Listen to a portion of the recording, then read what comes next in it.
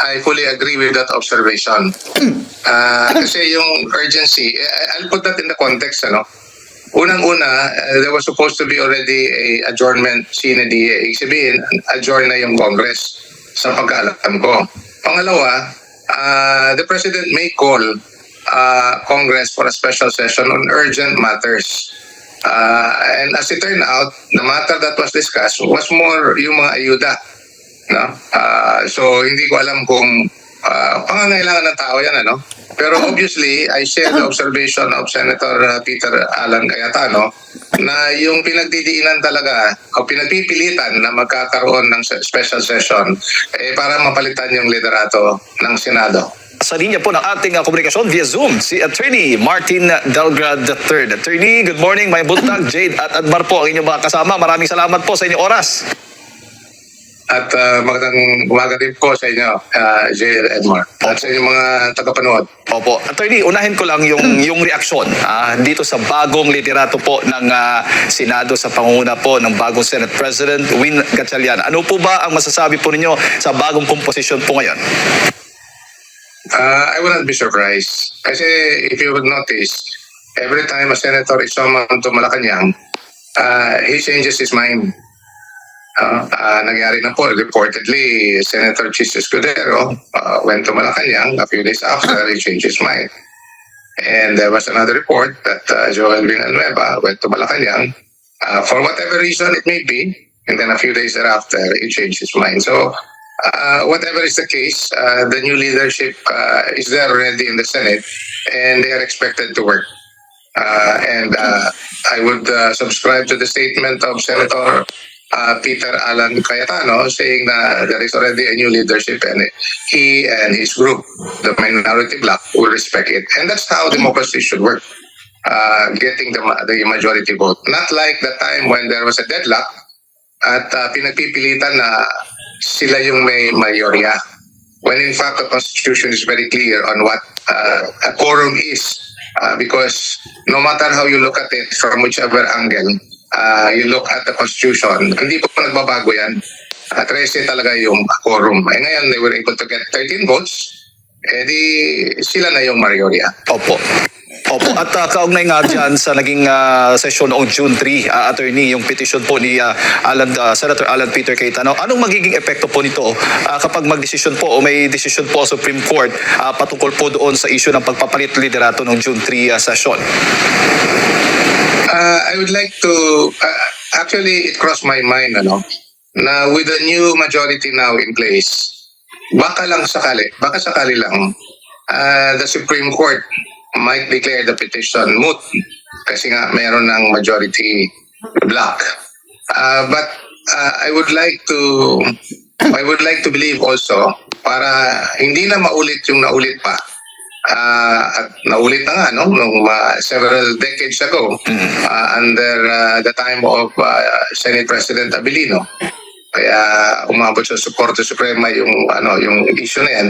So ngayon, umabot na rin sa Korte Suprema. So perhaps to put an end to how the Constitution should be properly interpreted, the Supreme Court should proceed to resolve the petition recently filed by the Cayetano bloc.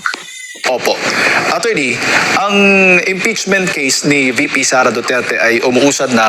Kahapon nga ay nagsimula na itong pre-trial conference dyan po sa Senado kung saan yung dalawang kampo, depensa at yung prosecution ay nagharap po doon sa Senado. Pag-usapan po yung magiging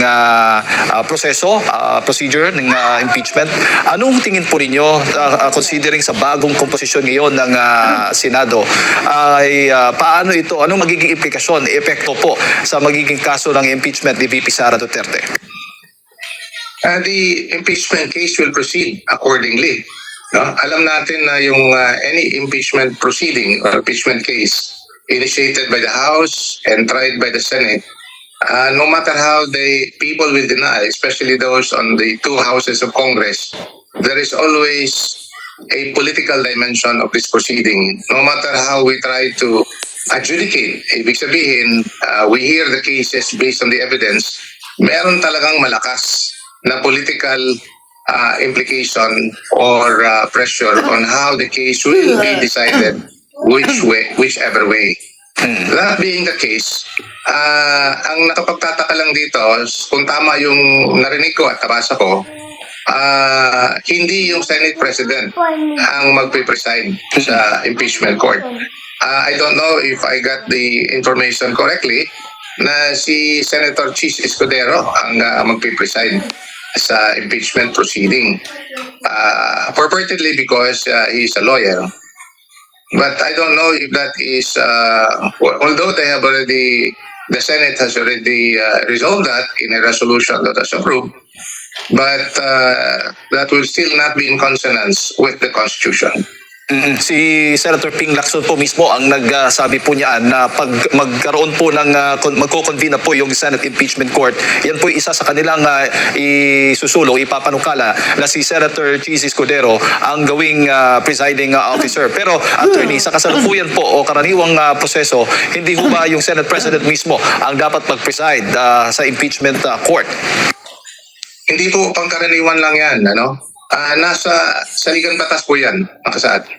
So I don't know how they will supersede, if I may call it that way, yung constitutional provision where it's the Senate President who is the presiding officer in the impeachment proceeding, covering all impeachment involving impeachable officers below the President. Kasi pagdating sa Presidente, ang Chief Justice po ang presiding officer. So below the President and all impeachable officers will be tried before the Senate, in which the presiding officer is the Senate President.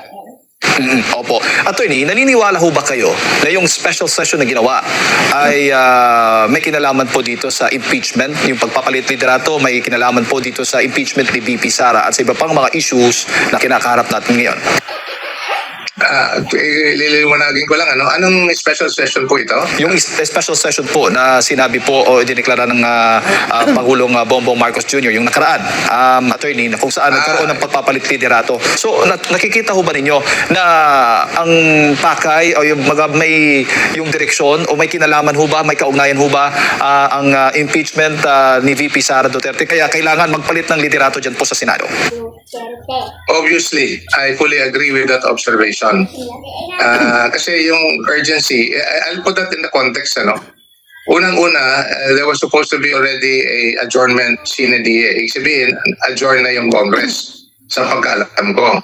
Pangalawa, the President may call Congress for a special session on urgent matters. And as it turned out, the matter that was discussed was more yung mga ayuda. So hindi ko alam kung pangangailangan ng tao yan, Pero obviously, I share the observation of Senator Peter Alan Cayetano na yung pinagdidiinan talaga o pinagpipilitan na magkakaroon ng special session para mapalitan yung liderato ng Senado. Matuldukan na ang liderato and will have a direct consequence in the impeachment trial of Vice President Sara Duterte. Paano, attorney, kung ang iba po sa mga senador o ilan po sa mga senador ay sasapitin po ang nangyaring katulad ni Senator Jingo Estrada na ngayon nakakulong? The Constitution is very clear, pagdating sa botohan, you have to look at the Senate because this is what you call an impeachment court. Just like any court, they will have to decide on the basis of the evidence. But unlike any court or collegial court for that matter, this is composed of 24 senators. Nakalagay talaga yan sa saligang batas. So ibig sabihin, yung 24 and the count on how many would determine either acquittal or conviction, nakalagay na rin yan sa saligang batas. Let us not get into any interpretation other than what is clearly stated in the Constitution. Buti sana kung yung Constitution ay hindi klaro na kailangan pa yung pupunta tayo sa Korte Suprema for the Supreme Court to interpret what the Constitution really means, Pero doon sa nakalagay sa Constitution, klarong-klaro na 2/3 vote of the Senate. Ibig sabihin, 16 to convict. or for that matter, 9 to acquit. No? And for that matter, I like to make this very clear, kahit na walang boto na no, they still need 16 votes to convict.